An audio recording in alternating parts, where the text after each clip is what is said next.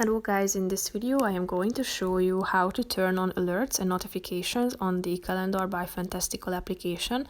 But first I just want to mention, don't forget to subscribe to my channel because at 10,000 subscribers I am going to show you my whole YouTube revenue statistics and growth strategy, how to make money online. So let's jump into it. First of all, open the application on your phone. Tap on this icon in the upper left corner of the screen. Click on Settings, which is the last button in the left side column. And then you should scroll down until you find the Alerts and Notifications section.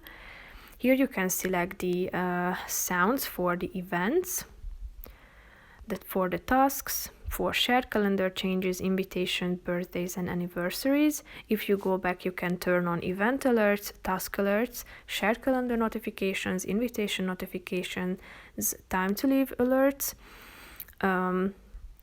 meaning that Fantastical will use your location of upcoming events and traffic conditions to tell you when you need to leave.